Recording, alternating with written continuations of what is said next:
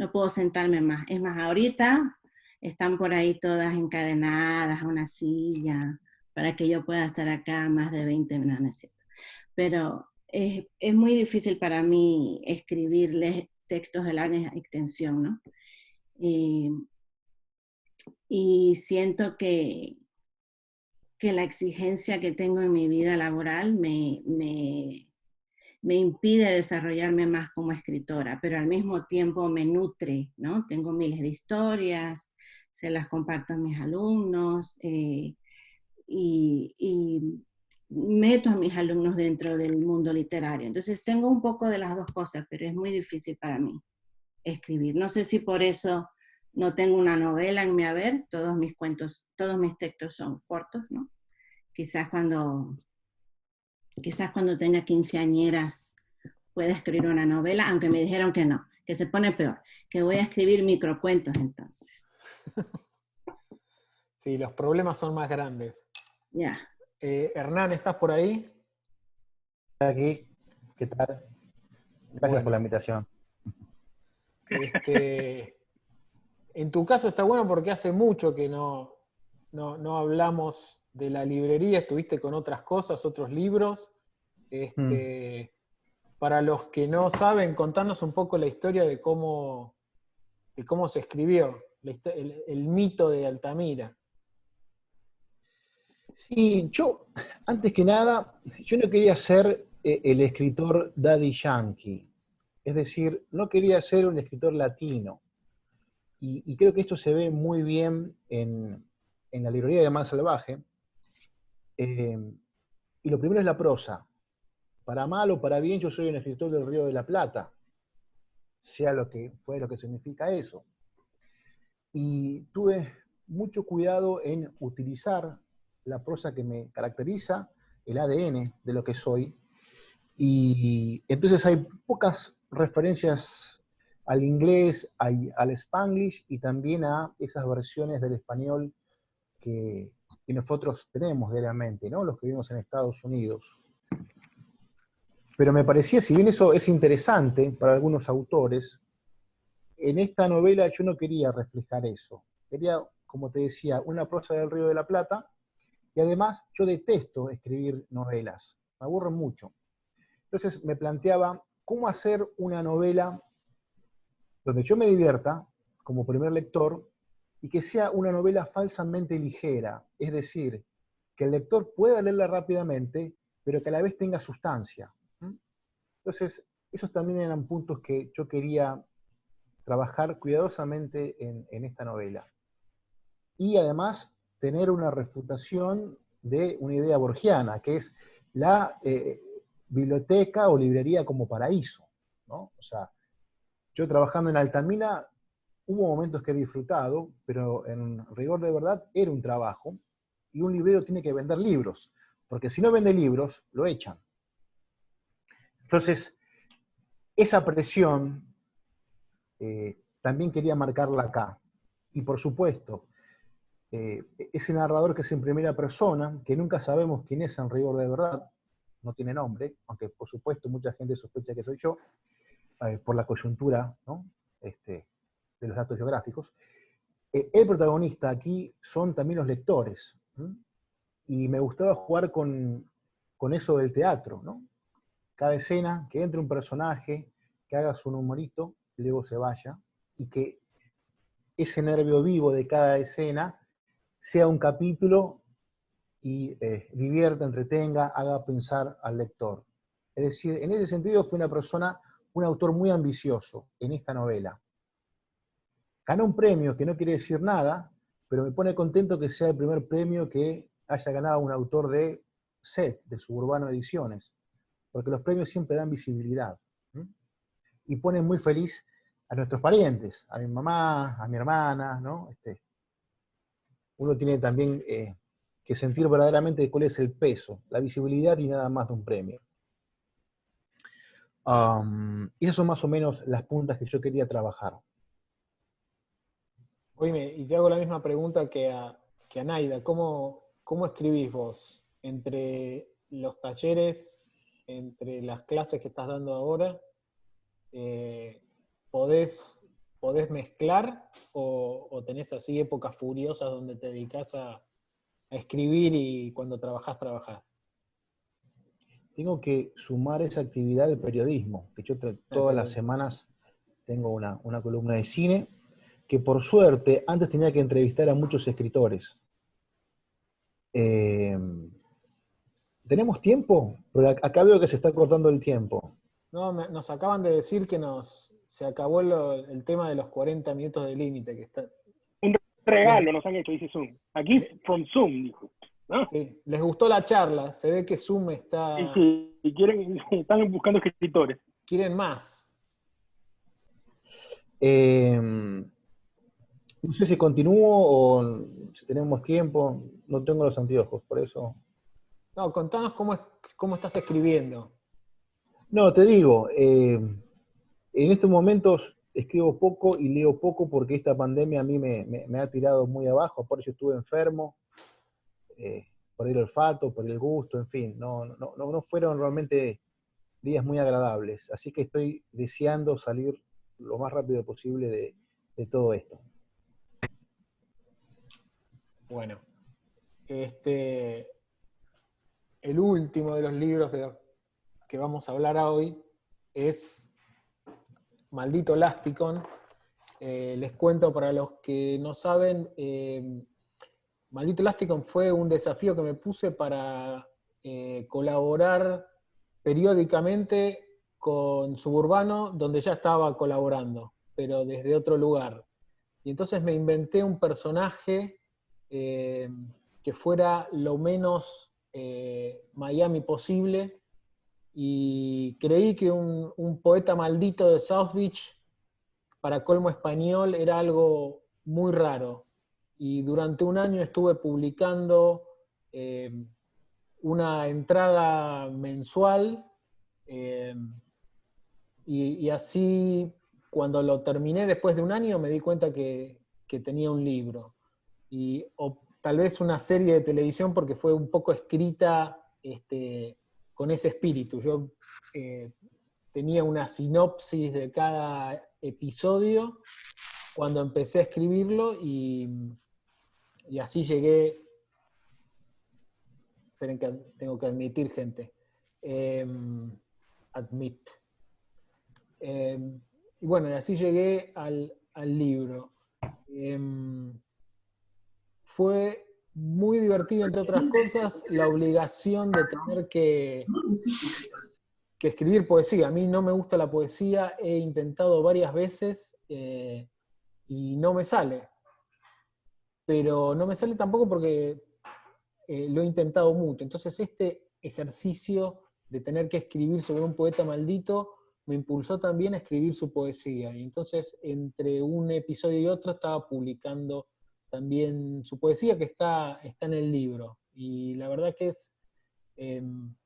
me quedé un poco con ganas de seguir la historia del maldito. En este momento estoy con otros proyectos, pero muy probablemente en un futuro cercano me dedique a extender la leyenda de este atorrante, de este poeta maldito de South Beach. Quería preguntarles un poco, algo se me adelantó Hernán, pero ¿cómo vienen con la pandemia? Ado. Bueno, a esta altura ya el Día de la Marmota ni siquiera alcanza para poder calificar lo que está pasando. O sea, creo que mañana es lunes, ¿o no? ¿O es martes? No sé, en verdad. No tengo idea. Y además, bueno, un poco yo estoy en ese estado de pausa esperando mis papeles, entonces tampoco siempre he estado, empecé mi pandemia como hace 5 meses atrás, ¿no? Entonces he estado en este estado de inactividad hace un tiempo, porque todavía no puedo funcionar ya en Estados Unidos, de tránsito. Pero más allá de eso, bueno, muchas series, muchos libros, y y también repensando muchas cosas. Tenía unos Chatos Inhumanos, que es otra editorial compañera de SED, Sí. y repensando un poco la novela, porque obviamente las cosas que uno escribe antes de todo esto hay que reconsiderarlas, ¿no? Porque incluso, o sea, va a cambiar muchas cosas y está cambiando lentamente también. Ese es el problema de todo esto, es que cambia a una velocidad que es un poco lenta, digamos. Entonces, en verdad no sé, pero todo es como yo digo ahí, es como un realismo ácido de repente. Como por ejemplo esto de Trump hoy día presentando esa bandera negra y no sé, el otro día por acá unos vecinos salieron a hacer campaña por Trump. Entonces salieron en una camioneta con banderas, incluso creo que dispararon al aire a la medianoche. Entonces creo que todo está con un velo de un velo medio Lynch, medio así surreal para mí. Entonces creo que un surrealismo bastante lento, bastante como que espeso, ¿no? Creo que sería para mí la descripción de lo que está pasando. Está buenísimo eso que dijiste, porque yo también estoy trabajando en una novela que en realidad la estoy terminando, reescribiéndola, no sé, por momentos le doy ¿viste? El final, Claro. y es una historia que pasa en 2010, Uh-huh. pero no deja de estar impactada por esto. Vos decís, ¿esta historia tiene peso ahora? ¿Qué va a pasar digamos, termino esta novela, la mando a algunos lectores? ¿Cómo se lee algo en este momento? Yo creo que también cuando esto termine, nadie va a querer oír nada de la pandemia. No es que va a haber películas de pandemia, pero sí el tema del encierro, del agobio, de las relaciones humanas. Creo que va a tener mucha más relevancia los temas que tocan esta pandemia de costado, ¿no? Como sin querer, porque creo que nadie quiere meterse a ver series de pandemia, a leer novelas de pandemia o No, películas de claro. pandemia. No, al final son los libros que en esta época no hacen sentido, por ejemplo, son los que, como dices tú, se adelantaron un poco, pero de manera oblicua, ¿no? Como por el lado, así. Hay una novela que me gusta mucho, que se llama La novela luminosa de Mario Lebrero, que es básicamente un escritor que se gana una beca Guggenheim para escribir una novela y no escribe la novela y publica el diario de la novela, ¿no? Y lo que él hace es estar encerrado todo el día. Nunca sale de su casa, pero porque él quiere, en el fondo.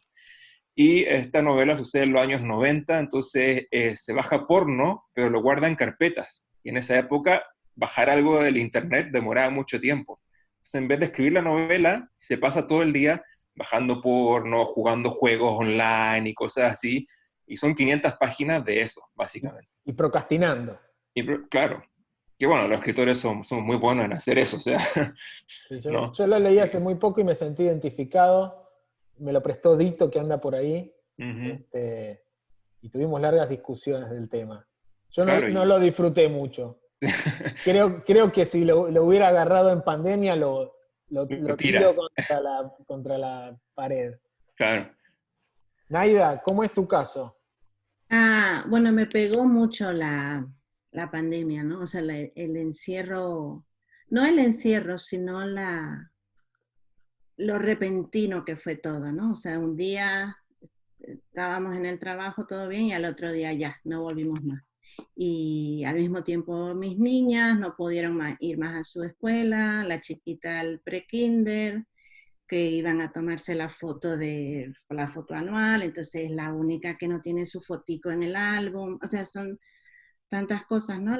Toda la cantidad de trabajo, o sea, el trabajo se triplicó, se cuadriplicó para pasar mis clases de formato presencial a formato online, los estudiantes desesperados, los que se iban a graduar, o sea, tengo 2 tesistas, pasantías, etcétera, etcétera. Fue demasiado para resolver en Spring Break, porque justo fue mi Spring Break que lo tuve que usar para pasar todo esto, ¿no? Entonces, para mí, leer incluso, o sea, ni escribir, pero ni leer me parecía superfluo, ¿no? O sea, escribir una línea, ¿para qué voy a escribir una línea si el mundo se va a acabar? O sea, no le veía sentido a escribir, incluso a leer.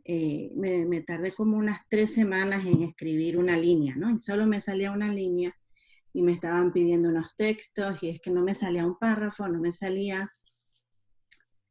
Y al final, a la 4ª semana, creo, saqué una crónica que son puras líneas, parece como un poema más bien. Hoy, al mismo tiempo, se me murieron mis peces y entonces las primeras mascotas de la familia fueron agonizando los días en que ya estaba el rumor que nos vamos a ir, que no vamos a volver, y el día que nos dijeron no vengan mañana, se murió el último. Entonces fue también o sea, fue terrible todo, ¿no? Y entonces limpiar la pecera, sacar todo y saber que no iba a ir a comprar otro pez. Pero no murieron de coronavirus, ¿no? Los peces. No. No. ¿Tú, Sun? No. Pero bueno, lo que me contenta es que estamos haciendo estas cosas. He visto ya varios eventos así, la gente reuniéndose a conversar, ¿no? Sacando provecho de la virtualidad, no sé si debemos decir normalidad, pero sí ha sido bastante, para mí, no sé, un efecto muy grande, muchas crisis existenciales. Sí, pero a mí lo que hay un poco de humor dentro de todo este clima, que el mundo va a ser peor luego de esto, eso creo que es indudable, ¿no? Como el 11 de septiembre, no soy una persona muy esperanzada, esto, con el encierro, pero esto va a ser una pandemia que va a ser una nota al pie en la historia, es decir, ¿no? Si la comparamos con la peste negra y demás, en rigor de verdad no es tan trágico, aunque sí nuestras vidas están cambiando y hay una pesadumbre, ¿no? en nosotros, pero va a ser una nota al pie, sin lugar a dudas, y dentro de una semana o un mes la vida va a volver a la normalidad, tal vez con máscara y esas cosas, pero no veo mayores cambios, más allá de algunas separaciones y la cantidad de libros abominables que va a deparar esto. Es decir, basta, y como dice Gastón, yo creo que van a ser un fracaso, es decir, leemos cosas sobre la peste negra, primero porque fue algo trágico, pero también porque hay una distancia en el tiempo. Tal vez de acá a 30 años, si alguien saca un cuentito sobre esta pandemia, bueno, puede ser interesante. Va a ser un poco de science fiction y literatura naturalista. Y porque hubo 100 años y llegan los mejores. Imagínate ahora donde salen... Claro, total. Sí, sí. O nos leerán como los escritores de principio de siglo, ¿no? Los que sobrevivieron. Sí, sí. Y de todas maneras ir al supermercado realmente es una odisea porque ahí te das cuenta, ¿no? La miseria humana. Es algo que me fascina ir al supermercado. ¿Por qué? ¿Qué ves? Y la gente en su máximo esplendor, con sus miserias, peleándose muchas veces al principio por un papel higiénico para lavarse el culo. O sea, me pareció realmente algo delirante, pero eso ocurrió. No es un delirio. Y así un montón de otras cosas, o este presidente, ¿no? Que decía, no pasa nada y luego pasó. Yeah. Y en fin, es un carnaval. Y también otra de las cosas buenas de esta pandemia, que estamos viendo cómo Estados Unidos es realmente, tiene estructuras muy frágiles. Aquí la gente vive a un cheque de distancia. De hecho, lo que ha pasado en la Florida es tremendo. Colapsó el sistema y encima estaba mal hecho el sistema. Así que ha traído cosas buenas esto. Pedro, vos que solés ser prolífico, ¿cómo te pegó la pandemia? Mira, es que varias cosas, de verdad, a mí, y te cuento antes de empezar por mi experiencia personal. Hace 1 o 2 semanas me invitaron a un Zoom también de estos con un grupo de escritores peruanos para conversar sobre estos temas, ¿no? Me di cuenta que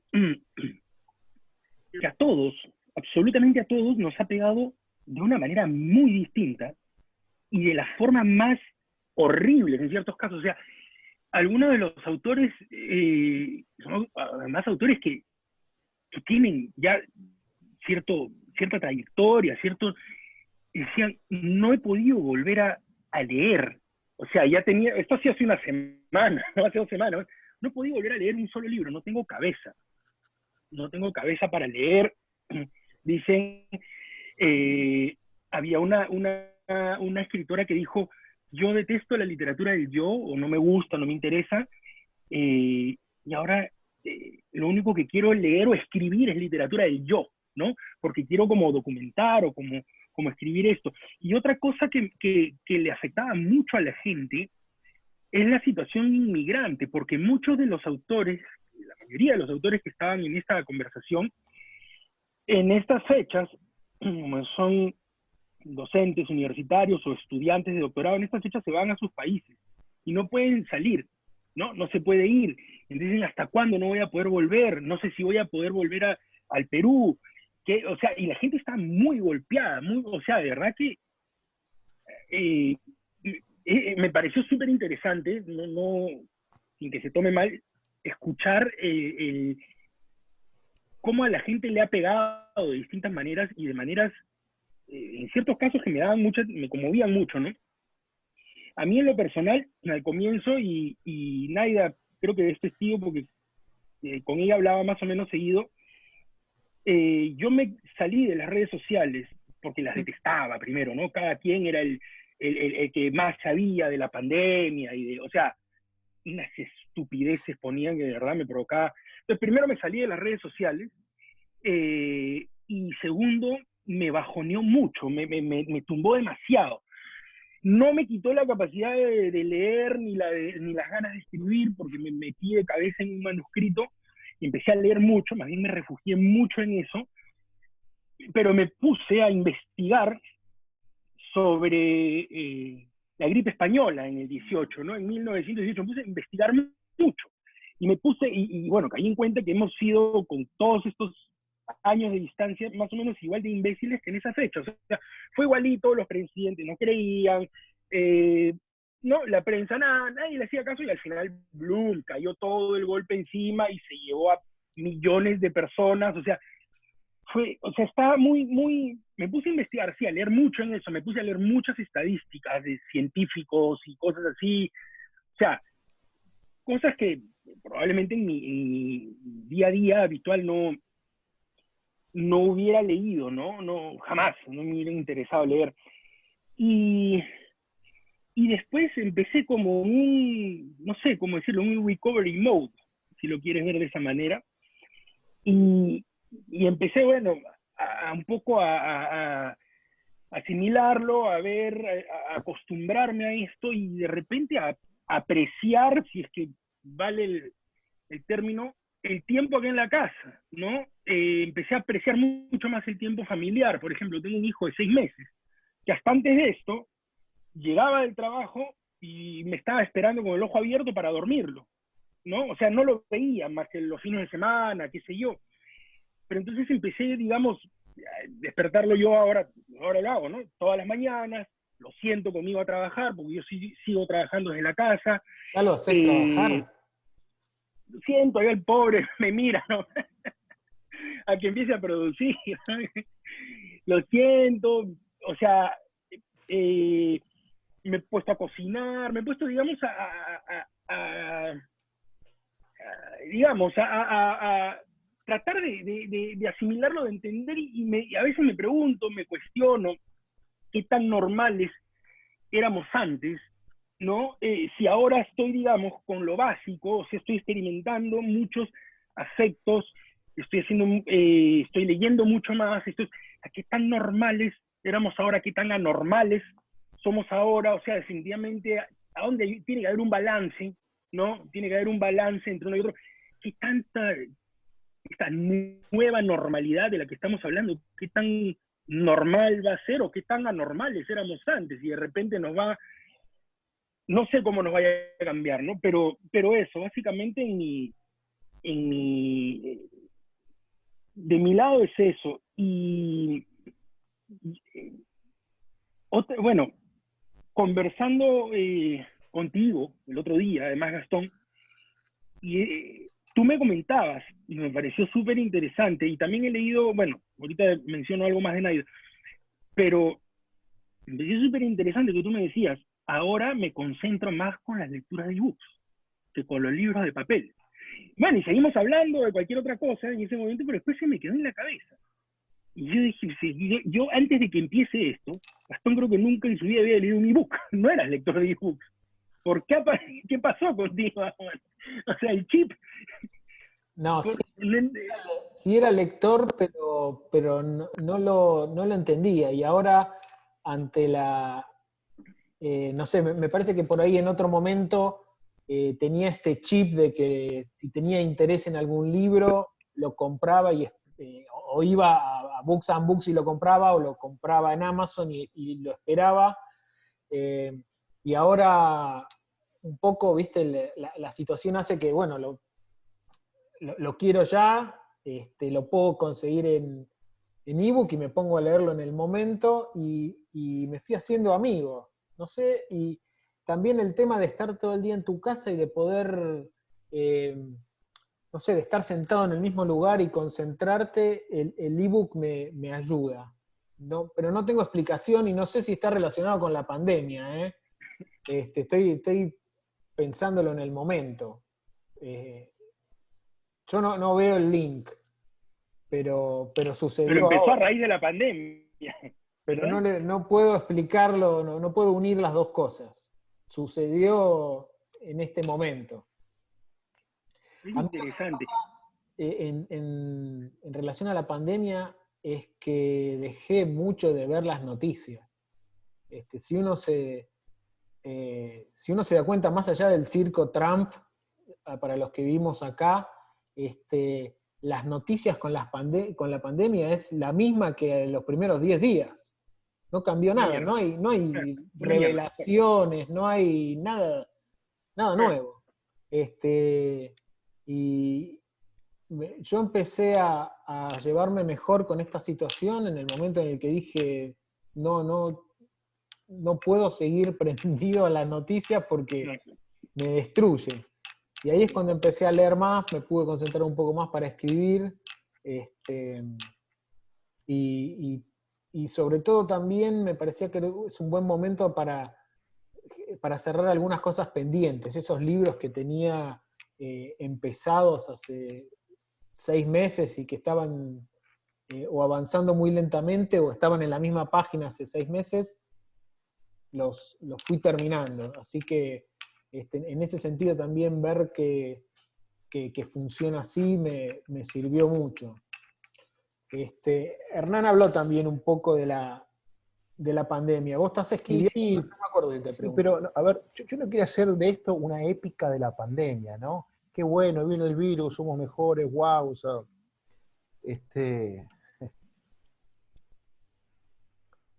No, pero no sé, me parece que a mí me daba gracia lo que vos decís porque yo paso de ver la estupidez humana y estar de acuerdo con vos a decir, no, lo que pasó ahora es demasiado grande, no sé qué va a ser, pero algo tiene que cambiar. No lo digo en un sentido espiritual, no un awakening así de todos caminando de la mano por el parque, pero me parece que hemos sufrido y nos hemos dado cuenta de algunas cosas. Y creo que inconscientemente va a tener su impacto, aunque estamos muy cerca de darnos cuenta cuál va a ser. No creo que sea una revolución humana cuando encontremos la vacuna. No creo que sea tan sencillo en ese sentido. sí, tal vez este virus sea como el I Ching, ¿no? Cada cual va a tener su propia interpretación de los hechos. Me gusta esa esperanza que mucha gente tiene depositada en esto, en la tragedia. Bueno, ok, es interesante.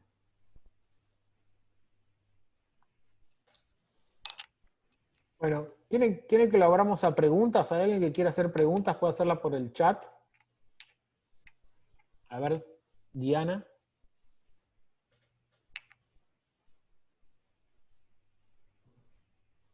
No te escuchamos. No se A ver. escucha. Estás en mute, creo. Sí. Ahí. No, pues me parece interesante lo que estaba diciendo Hernán, pero yo sí creo que la pandemia tiene un impacto o va a tener un impacto en la literatura y en las artes en general, en el cine.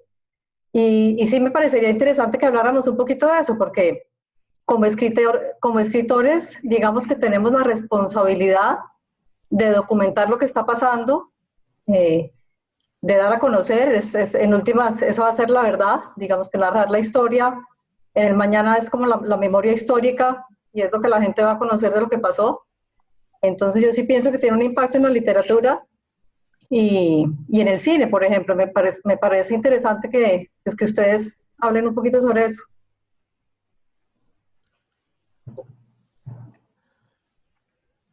¿Quién quiere arrancar? Siempre me acuerdo de esa frase de Kafka en los diarios cuando empieza la Primera Guerra Mundial, y el día en que empieza la Primera Guerra Mundial, Kafka dice: hoy día me levanté y fui a nadar en la piscina. Ah, empezó la Guerra Mundial. Y nunca más escribe de la guerra, Kafka. Y después muere y escribe libros que tal vez no son sobre las guerras ni sobre el Holocausto, pero sí tienen el espíritu de la época. Entonces, creo que los escritores tienen responsabilidad con su escritura, número uno, y creo que si uno vive en el momento, el espíritu del momento va a estar dentro de la escritura, ¿no?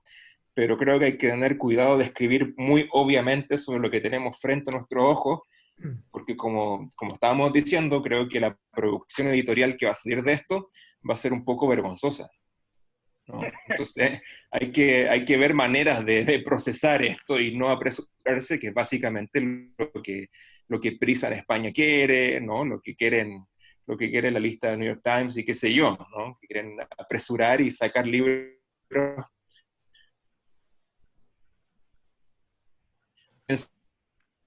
de una manera muy misteriosa finalmente de representar.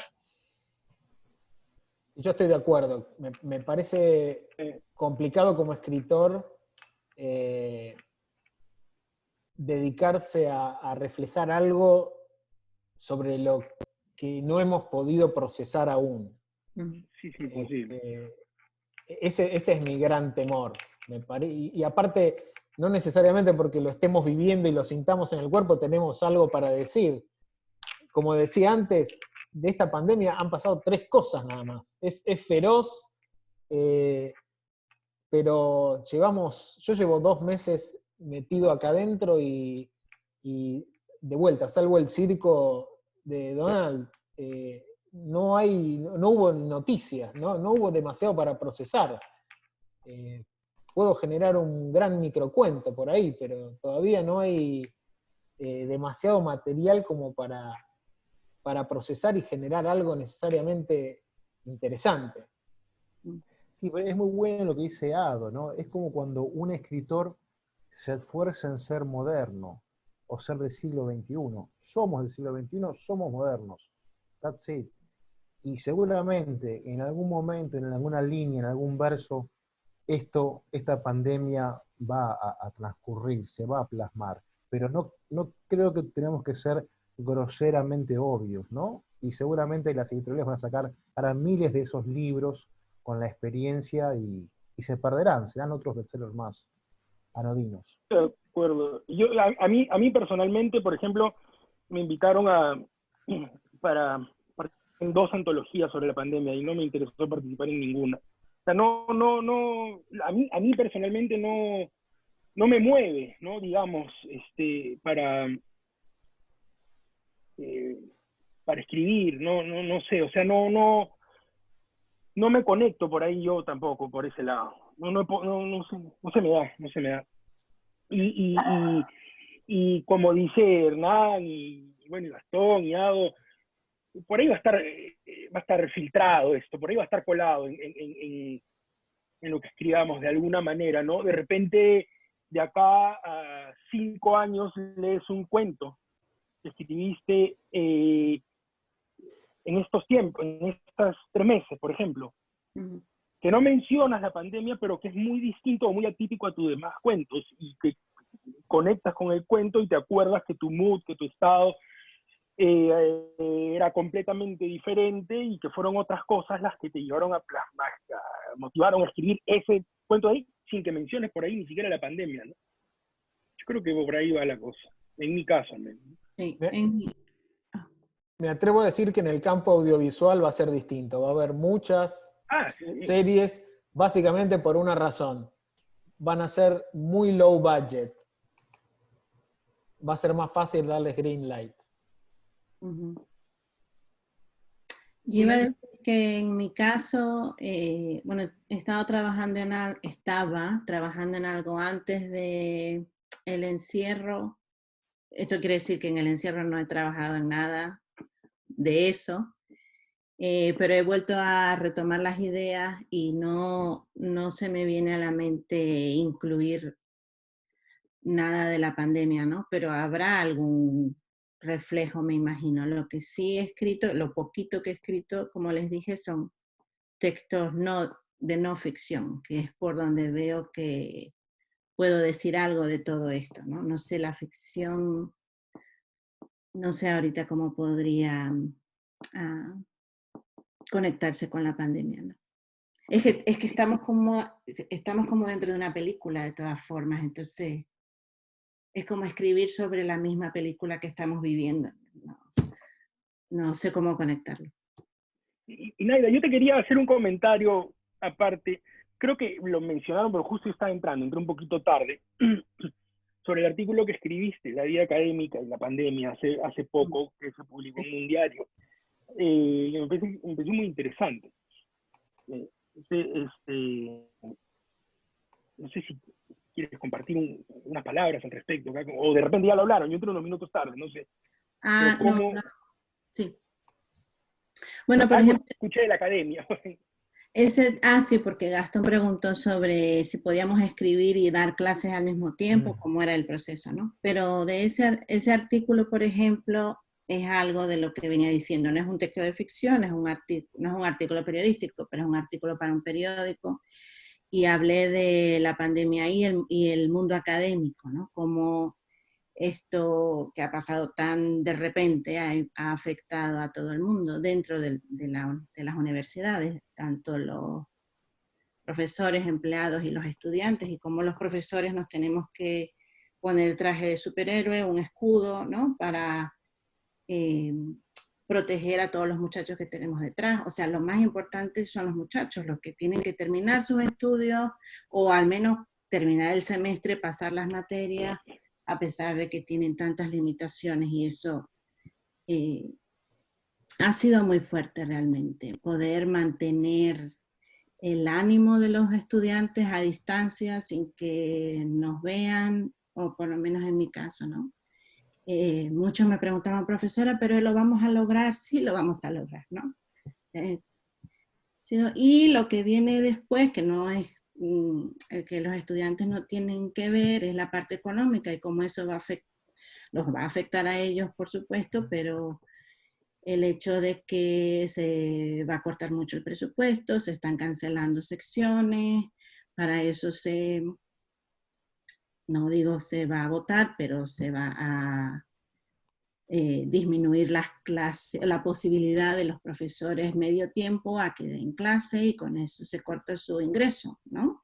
Entonces el hecho de que, por ejemplo, si me cierran una clase a mí, que soy tiempo completo, pero yo tengo que tener mi carga horaria full, entonces hay que quitarle una clase a un profesor de medio tiempo, y yo le estoy quitando la comida a la boca. ¿Cómo me siento yo en ese aspecto, no? Entonces, y porque yo también fui mucho tiempo profesora adjunta de ese modo, y mi esposo también, es muy fuerte, no es nada fácil. Entonces, nada, de eso fue lo que escribí un poco en el artículo.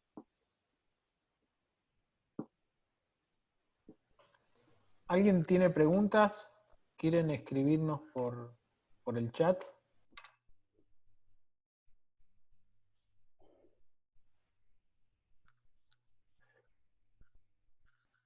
No, parece que ya no hay más preguntas. Bueno, muchas gracias por haber participado de el primer Zoom de SED. Les agradezco infinitamente y nos vemos en el próximo. Muchas gracias. Gracias a ustedes. Gracias a todos. Gracias Cuídense. a todos, todas. Todos. Chao. Gracias. Todes. Chao, nos vemos. Gracias, hasta luego.